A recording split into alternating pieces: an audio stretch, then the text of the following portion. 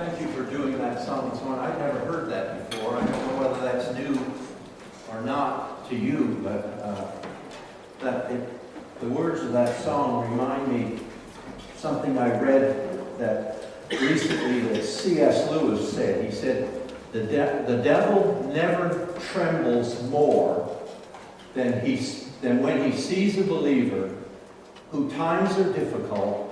They don't sense any answer coming to their prayers.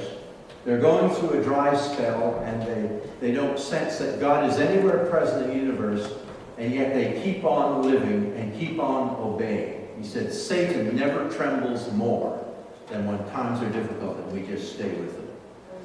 And if you haven't been a Christian a long time, if you've been a Christian a while, you've discovered that when we do that, it always comes around and the joy returns. That's just a great song. Thank you for doing that this morning. When I was welcoming folks this morning, I should have mentioned our daughter Nikki is here this morning with her husband Mike. They summer at Beulah Camp. Not with us, thank you, Lord. Not under the same roof. They have their own cottage. But in a couple of weeks, they'll go back to Halifax, where they live, and back to work. But we're just delighted that they chose to come to Blackburn. For those of you that have been here through the summer, and I know I'm not scolding at all those of you that missed, it's summertime. And if you don't vacation sometime, you should have oughta. But for those who've been around, and for those of you that haven't, this is week 4 of a sermon series that I've simply titled, We Just Gotta. And so this is the 4th week, and this morning my message is, we've just gotta shake some salt and shine some light. So if you take the bulletin that you were handed this morning and you flip it over, you will find the sermon scripture there. Pastor Brad, I jumped up when you were supposed to come. I'm sorry. Would you come, maybe, and read that scripture for us, please? And lead us in prayer. You are the salt of the earth, but what good is salt if it has lost its flavor? Can you make it useful again? It will be thrown out and trampled underfoot as worthless. You are the light of the world, like a city on a mountain, glowing in the night for all to see. Don't hide your light under a basket. Instead, put it on a stand, and let it shine for all. In the same way, let your good deeds shine out for all to see, so that everyone will praise your heavenly Father. Lord, we come to you today, and God, I just get this sense that being in your presence this morning is like being just under the warmest, brightest light that could possibly be. When all of us as lights, little lights, you are the big light, when we all gather in your presence, it's just like one great big light.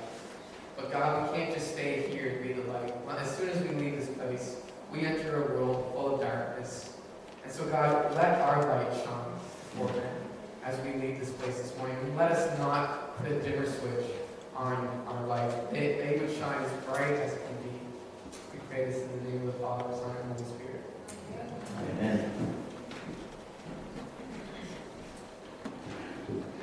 The year was 1969.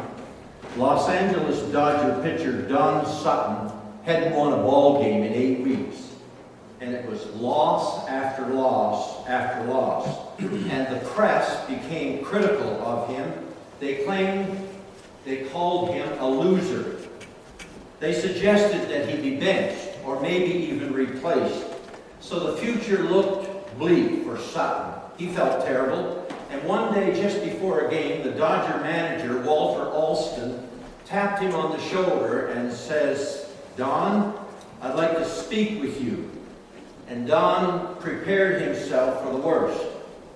Said the manager, Don, I know how the past couple of months have been for you. And everyone's wondering whether we can make it to the playoffs. And you know there's a lot of pressure. I've had to make a decision. Now Sutton's thinking, uh-oh, here it comes. I'm being replaced. He's going to send me to the minors. Then Alston continued and said this: if the Dodgers are going to win this year, they are going to win with Don Sutton pitching. Come what may, you are my pitcher. That's all I wanted to say. You're it. 2 weeks later, Sutton broke his 13-game losing streak, and the rest of August and through September, he won 13 of his last 14 games. Now I want you to consider this morning the words of Jesus when he said this: you are the salt of the earth. You are the light of the world. Now I remind you this morning that he spoke these words to a group of people that the culture around them considered losers. I mean, this crowd that he was speaking to would be mostly made up, a motley crew of itinerant farmers, fishermen, tax collectors, housewives, and a whole lot of unemployed, all from tiny villages in an obscure part of the world. And Jesus is looking at them and saying, you are the salt of the earth.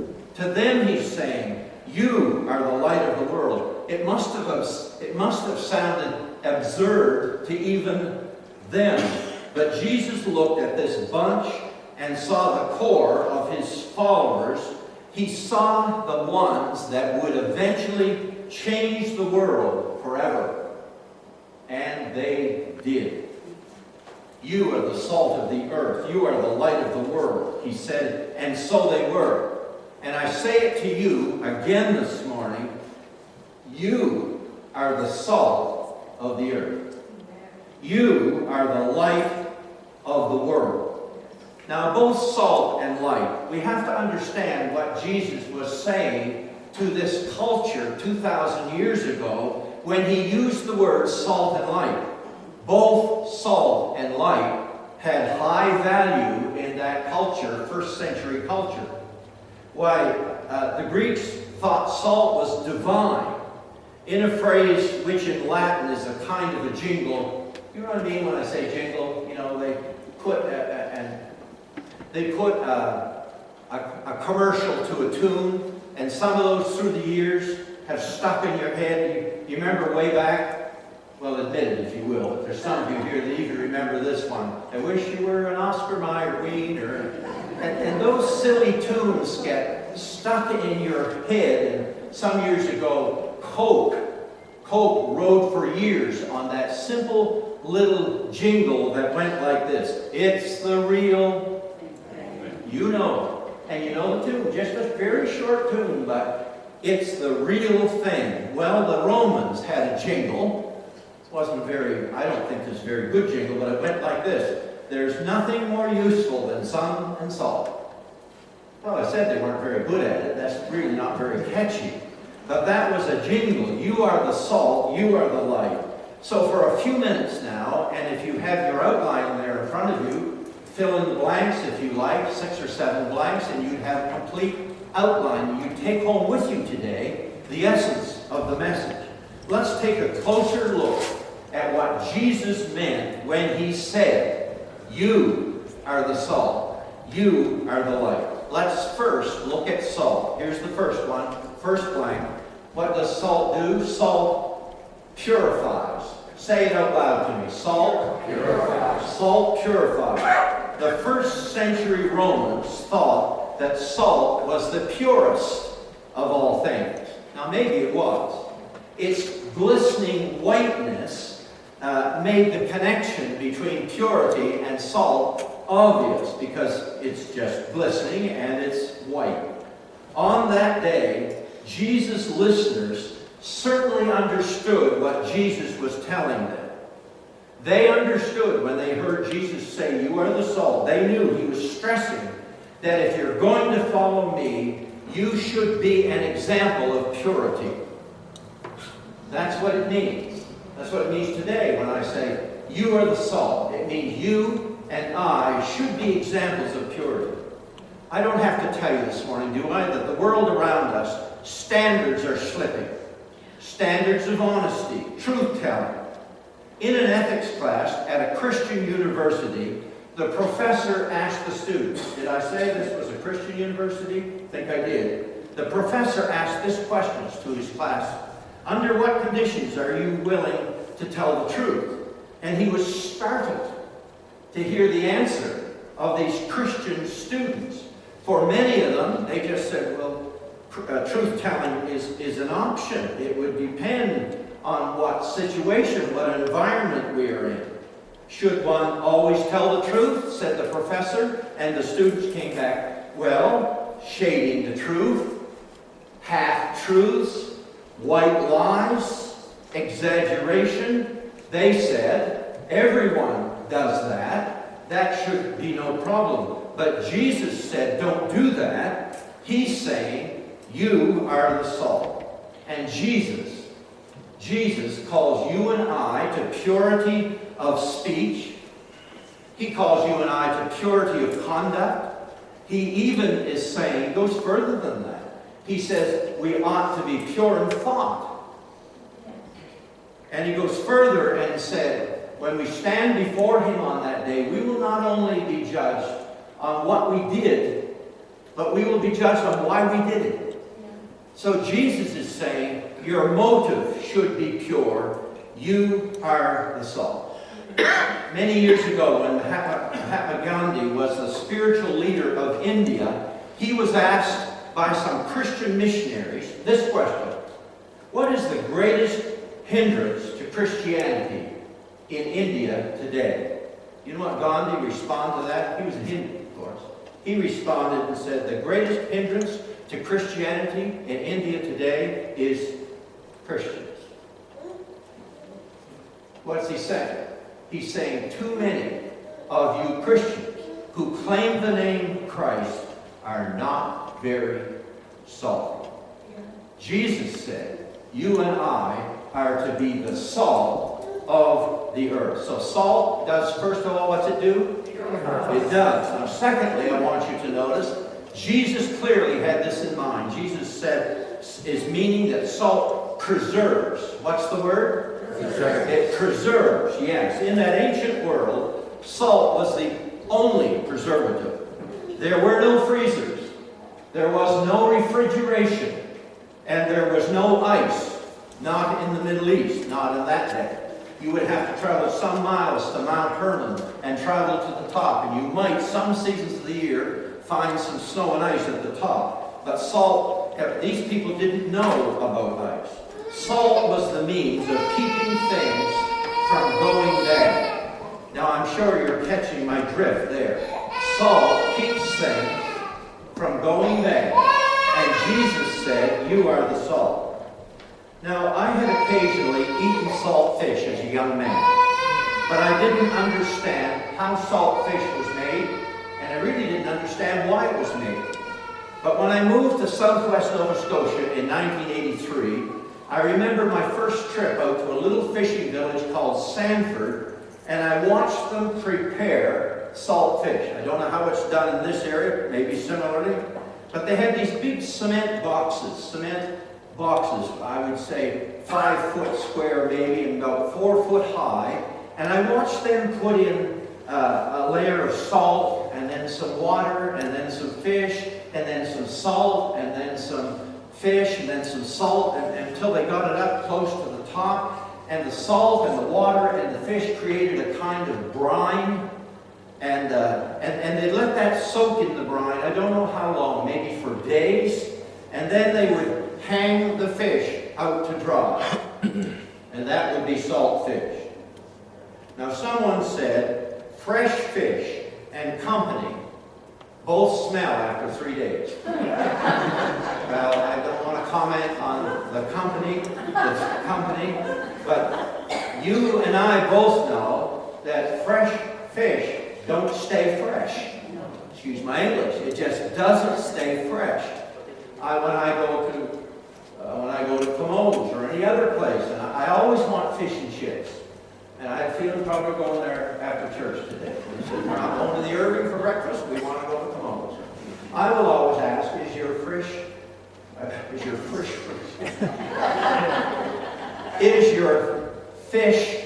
fresh? I want to know. I don't want it them to tell me that it was fresh and then frozen, now it's thawed, and so it's still fresh. I don't want to hear that. I want to hear that it's not been long since the fish came out of, is your fish fresh? So, but salt, if you salt the fish, I don't know how long salt fish would last. Would it last years? I'm guessing maybe years. Jesus is saying, you are the salt. Here's what he's saying. I know you're ahead of me on this. You got it already, but I'm going to hang here another minute. You are to be a preservative. Think this through now. Everyone in this room, you know certain people in whose company it is easy to be good. Okay? There just are people like that. There are also certain people in whose company it's easy for standards to be relaxed. Let me get specific. You think with me now. Stay with me here. There are certain people in whose presence a little bit shady, off-color story, it would be easy to tell that. And there are other people to whom people out there would not even entertain the thought of telling an off-color story with them around. Which are you? Jesus said, I want you to be the salt. So salt, the first two things it does what first? And it also? And here's the third thing I want you to notice. Third blank down, if you're working with me here. Salt flavors. Oh yes, you know that, don't you? Some of you here this morning, your doctor said, don't cook with salt, don't put any salt in your food. It's an awful thing. You have to tell someone. Oh my goodness, food without salt. You know salt flavors. It gives flavor to food. Food without any salt is rather flat and tasteless. And Christianity is to life. You're tracking with me, aren't you? Christianity is to life what salt is to food. We, as Christians, ought to give life flavor, and they ought to notice. Isn't it sad? Isn't it sad that many people out there think the opposite about us? They think those poor Christians, there they're sitting, they're driving by this morning and looking at this church, thinking those poor sad Christians have to sit in there while we're having a good time. They ought to be thinking the obvious. They should. After 4th century emperor Constantine, Roman Empire, made Christianity the religion of the entire Roman world. After he died, there came to the throne another emperor called Julian. And he wanted to turn the clock back, throw out Christianity, and bring back the old gods. Here is the reason he gave that he wanted to do that. Here's what he said. Have you looked at these Christians closely? Hollow-eyed, pale-cheeked. They brood their lives away, unspurred by ambition. The sun shines for them, but they do not see it. The earth offers them its fullness, but they desire it not. All their desire is to renounce and to suffer so that they may come and die. Isn't that sad? Does the world think that about us? Do they? That we're a sad bunch? As Julian saw it, Christianity took the vividness out of life.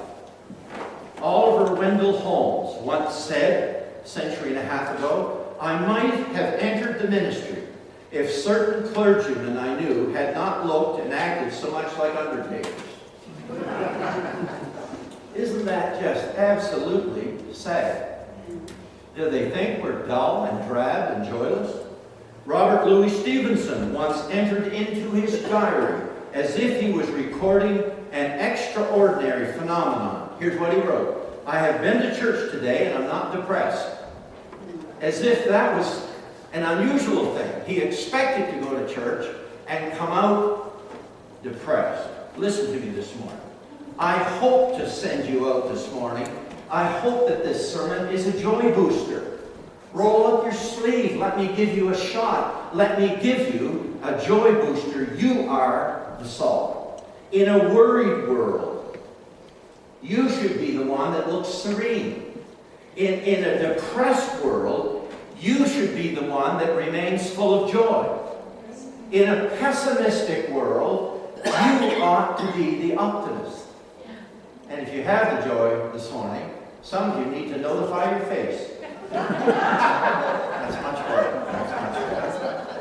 So salt does three things we've covered. What's the first thing it does? And here's the fourth thing it does. And Jesus clearly meant all of these things. Salt makes one thirsty. Makes you thirsty. I lived out in the country when I was a kid, Perth Andover. You know where that is? Way up above Fredericton, an hour and a half up there. I lived up there in the rural New Brunswick. A half a mile from our house, there was a cow pasture. And we played around the cow pasture. We played around it, but not in it. And if you were raised near a farm, you know why you don't play in a cow pasture. There's these things in there, excuse me for getting gross, they're cow patties, I guess they are. Did you hear about the man that lost his brown hat in a cow pasture and tried on 6 before he found the right one? You're not supposed to laugh at your own joke. Sorry about that. Can I get you back now? A little bit. Well, anyway, attached to the corner post in the cow pasture, there was a block of salt. Some remember that. And the cows would lick the salt. I assume that they put the salt block there to make the cows thirsty. That's my guess. Because then they lick it, and then they'd be thirsty, and then they do what? Eat more grass, and then give more. Well, that's my little boy logic. I don't know if I'm right on that or not. Well, guess what us kids did? Oh, you did it too, didn't you? We licked the block. Oh, no. Now, the tongue of the cows would rear a big groove in the block where they licked it. But we'd go around the side where the cows couldn't get at it, and we'd lick that thing. And you know what it did for us? Oh, it made us thirsty. And just down behind the cow pasture was a river of pure, clean water. This is in the 50s, right? Don't drink out of the St. John today. Down at Beulah Camp, they're even questioning whether we ought to let kids swim in it. You heard about the dogs in Fredericton? The green-blue algae, they drank it and died. Well, it was pure back then, and it made us thirsty. You're catching my drift, aren't you? We ought to be making the world out there thirsty. Well, come on, we ought to be making them thirsty for the living water. You are the salt. So salt purifies, it preserves, it gives flavor, and it makes one thirsty. And Jesus said, you do that. You do that. You are the salt. Now let's, for a few minutes, this is shorter. I know that some of you are watching the clock. Let me watch it. You don't need to watch it. I'll get you out in 10 minutes or so, okay? Jesus said you are the salt, and then he said you are the light of the world. Now only two things. By saying light, here's what he meant. Light, the first thing it does, here's where you fill in the blank. The word is darkness. Light dispels the darkness. Wherever there's light, there is not darkness. And the more light there is, the less darkness there is. If we turn the lights half off in here, there would be some light and some darkness. The more lights that are on, the brighter it gets, the less darkness there is in the room. Jesus said, you are the light of the world, like a city on a hilltop that cannot be hidden. No one lights a lamp and puts it under a basket. Instead, a lamp is placed on a stand where it gives light to everyone. Light dispels darkness. Now, the houses back in those days, first century in Palestine, were very dark. Probably only one little tiny circular window, maybe not more than 18 inches across, up high. And the lamp in the room would be one, and it was like a sauce boat filled with oil with the wick floating in it. And the primary duty of the light of the lamp was to, push back the darkness, to vanquish the darkness. It's difficult to overestimate the importance of light. Back in our seminary years, when we went to seminary, Nikki would be 7, and Brock, her older brother, would be 8. And we did a lot of touring around the state on the weekends. And one Saturday, we decided to check out the caves about 90 miles away. So we went to this place where they take you underground. And a guide took us deep underground through tunnels. And when we went down there, if you've probably seen the pictures, cone-like stone formations. You've seen pictures of them if you've never seen them. Well, they're called stalactites, the one that hangs from the ceiling. And there are other cone-shaped formations standing on the floor. They were called stalagmites. And so we were making our way through this, and then the guide gave us warning. He said, I'm going to turn out the lights for just a brief minute. Hold on to each other. Hold on to the railing in front of you because it's going to be dark. And he turned out the light. I've never seen darkness like that. I don't think that made sense, did it? You can't see darkness. I've never experienced darkness like that. You know how sometimes you're in a dark room and your eyes adjust, and in a minute or two you begin to see things in the room. None of that. Your eyes never did adjust in that room. It was so black you could hold your hand in front of your face and you couldn't see a trace of it. It was utter darkness, utter blackness. And you even lost your sense. Good thing they said hold on to the railing, because you'd lose your sense of balance. You had no sense of where anything was. And it was utter darkness. And then he turned on a light, ever so small a light. It was about the size of that. Just a tiny little light. And of the 40 or 50 of us down there in those tunnels underground, where do you suppose every eye down there went?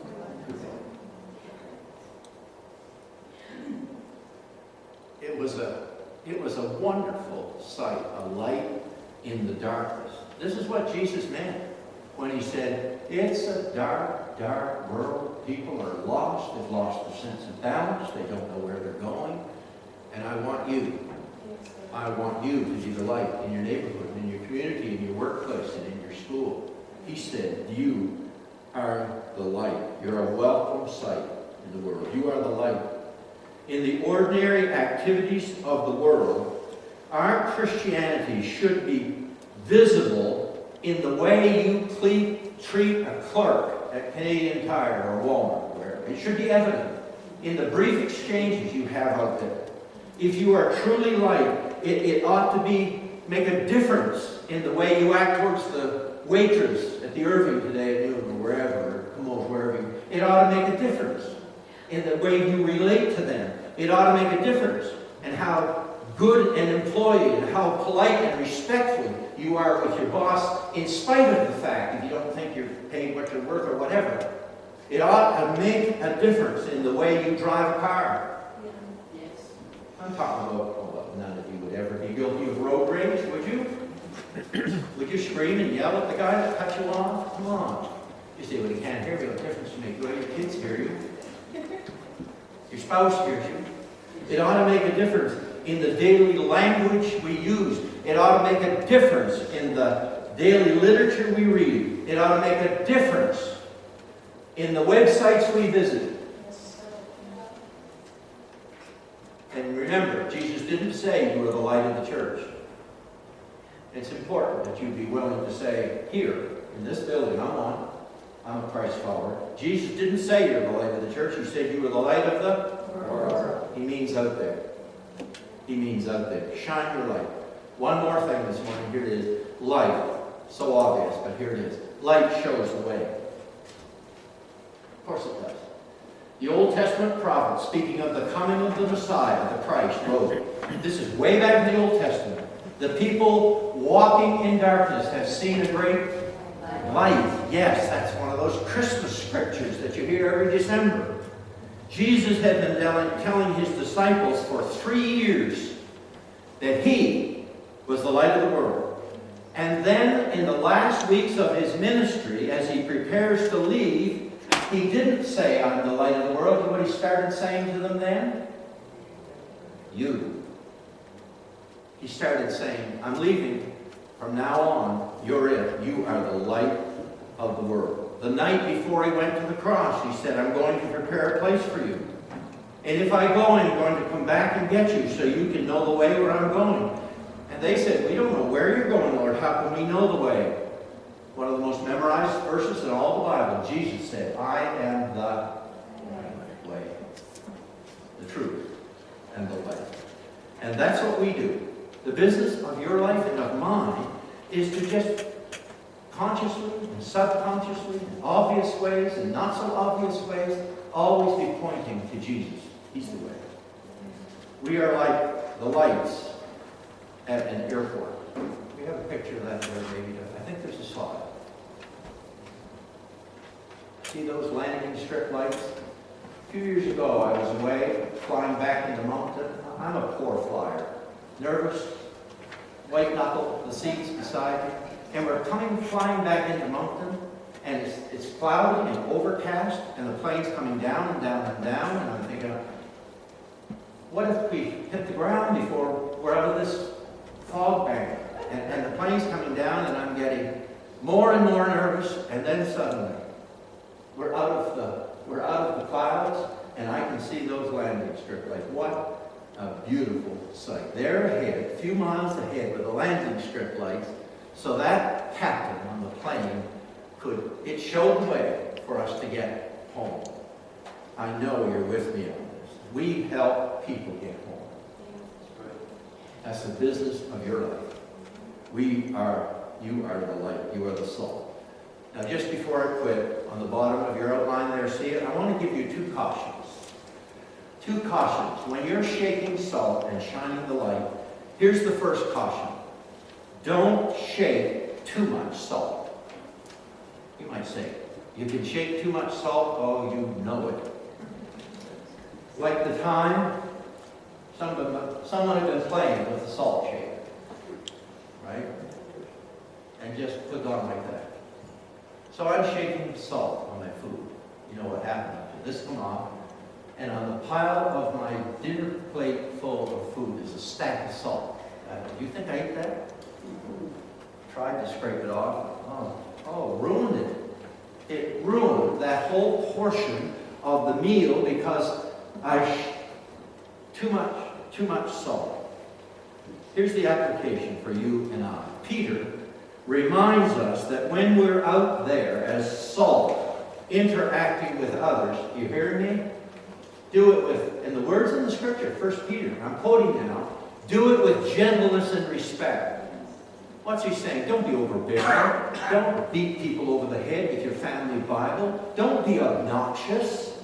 Do it with gentleness and respect, and if they push back at you, leave it and move on. Don't shake too much salt. Here's number 2. You know where I'm going. My sermons are so simple, you can fill in the blanks before I get there. See you doing it. Don't shine the light in their eyes. You know, what could be more obnoxious than? How many of you have had this happen to you? Somebody, what's it do to you when I shine the light in your eyes? Exactly, she's annoyed. What are you doing? You'd all do that. If I come down, Tanner, if I shine the light in your eyes, he's smiling at me. He's a kid, right? But you know what I mean. Someone shines the lights in your eyes. Come on, don't do that. That's annoying. You're being obnoxious. 1 Peter chapter 3, verse 1. Here I'm reading to you. Peter is telling wives how to act toward a mate that is not a believer. Now, before you get the specific application, this applies to any person in this room who has a loved one who does not know Jesus. It could be a spouse, could be a husband, could be an uncle and an aunt, could be an adult child, could be a teenager, could be people in your close world. Here's the words. Your godly lives will speak to them better than any words. He's saying there comes a time when you've said enough, and you need to be available, and you need to be there, and you need to live your godly lives. Then he adds this, they will be won over by watching your pure, godly behavior. And yet, there's some teaching out there that says, oh, you gotta shine the light in their eyes. You can't overdo it with the light. Yes, you can. Peter's saying, don't talk too much. Don't preach. Don't nag. That's shining the light in their eyes. And if you do that, they can't see anything when the light is in their eyes. So, I conclude this morning with these words. You. You are the salt of the earth. You. You. Yes, you. You. You are the light of the world. Shakes from salt. Not much good in there, is it? It's not much good until what? Until you shake it. You can admire it in there, just like I can admire you all in here. In here this morning, you're all in the shaker. I'm going to shake you out of the building for a minute. Shake you out into the world to relate to your unsaved family members, some of you aging parents, some of you adult children. Shake some salt and shine the light. It's a dark, dark